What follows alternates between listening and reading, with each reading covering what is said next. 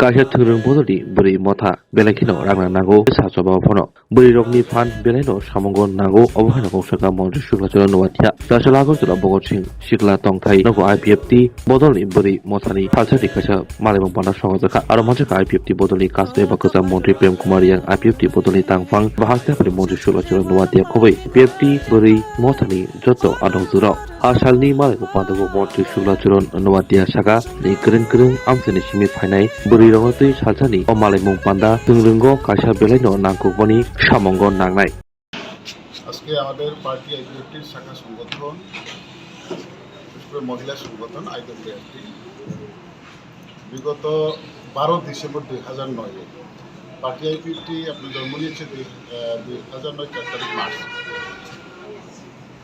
তো তারপর পার্টি আইপিএফটিকে শক্তিশালী করার লক্ষ্যে পার্টি আইপিএফটিকে বিভিন্ন আমাদের শাখা সংগঠনগুলো আছে, এর মধ্যে মেইন পার্ট হচ্ছে আইপিএফটি। তো বিগত দিনে আমরা অনেক বিভিন্ন রাজনৈতিক সংগ্রাম থেকে শুরু করে রাজ্যের বিভিন্ন আন্দোলনে আমরা সহযোগিতা পাচ্ছি আমাদের শাখা সংগঠনকে, এবং আগামী দিনেও আরও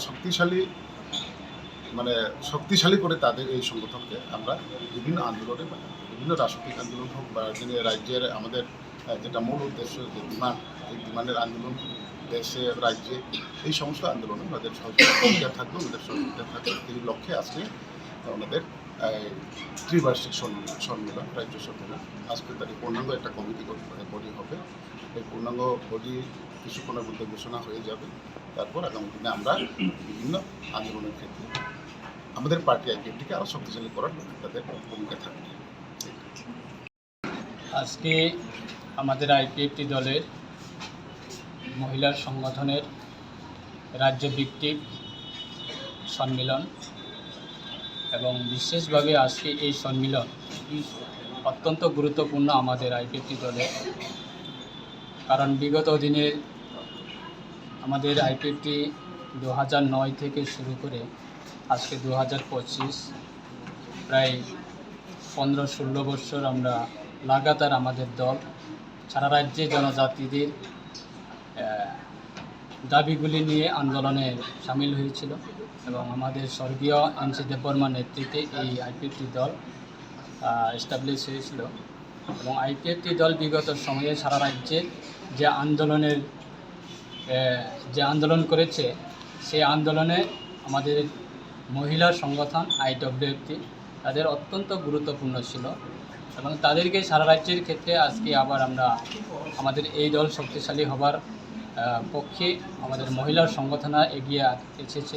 এবং বিগত আমাদের প্রায় 3-4 বছর ধরে মহিলার সংগঠন খুব দুর্বল ছিল।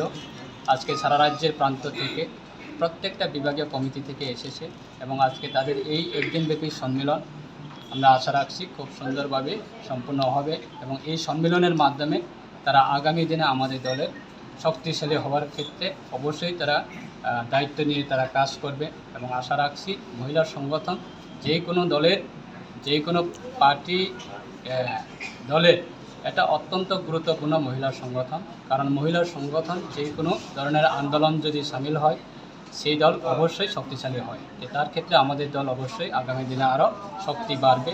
আজকে আমাদের এই একদিনব্যাপী আমাদের এই মহিলা সংগঠনে আইডব্লিউএফটি কনফারেন্স বা সম্মেলনে আমাদের আইপিএফটি দলের সম্মানিত সভাপতি প্রেম কুমার রিয়াং, প্রাক্তন রাজ্য সরকারের মন্ত্রী, উনিও রয়েছে, এবং আমাদের আইপিএফটি দলের প্রত্যেকটা কেন্দ্র কমিটি, কার্যকারী কমিটির আমাদের নেতৃত্বরা রয়েছে, এবং মহিলা সংগঠনের রাজ্য কমিটির সভাপতি রয়েছে এবং সম্পাদক রয়েছে। আজকে আবার পুনরায় তাদের এই মহিলা সংগঠনের নতুনভাবে সংগঠন আবার তারা শপথ নেবে, এবং সংগঠন নতুনভাবে আবার পূর্ণ কমিটি সেটা গঠন হবে। তাই আমরা আজকে এই তাদের মহিলা সংগঠনের একদিনব্যাপী এই কর্মসূচিতে আমি নিজেও অংশগ্রহণ করেছি। অসংখ্য ধন্যবাদ জানাই।